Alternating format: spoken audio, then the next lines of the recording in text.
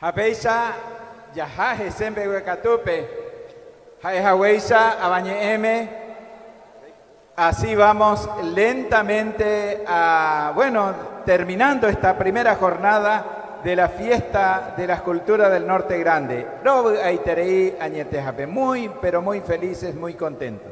Y se nos nota, creo que a todos, en el rostro, en la expresión, la alegría de poder estar compartiendo con ustedes este puñado de provincias argentinas, 10 en total que integran el Norte Grande, y en este caso nos vamos a ir al norte-norte del país porque vamos a presentar a los integrantes de la delegación de Jujuy. Lo voy a decir yo primero en español, Juan lo hará en el idioma madre, en guaraní, porque Jujuy, claro, ¿qué Jujuy significa? también es tierra guaraní, Jujuy también están los hermanos Abá guaraní ahí, mucha gente de esta parcialidad que están trabajando incluso ahí y tienen su centro de capacitación para todos aquellos que quieran estudiar el idioma guaraní.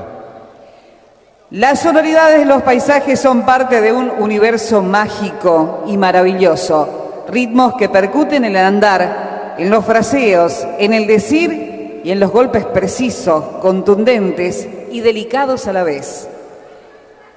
En el Norte Grande, la fiesta está presente, el ritmo está presente, los rituales sonoros son parte de este encuentro. Carnavalito, chamamé, huayno, samba, gualambao y chacarera, algunas de las formas que el patrón rítmico se tatúa en canciones que respira el Norte Grande argentino.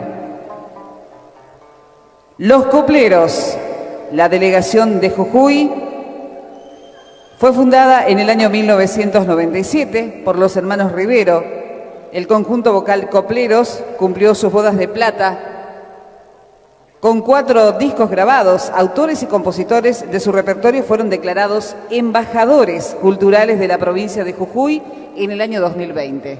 Ipukuaterei masebe opaisante añejaata amambukuse ñeei katuhawaisa ñahenduko ata pisacuera ubahina Jujuywi. Haecuera ombopu opaisawa baepu hai katu ñahendu ikatu ñahendu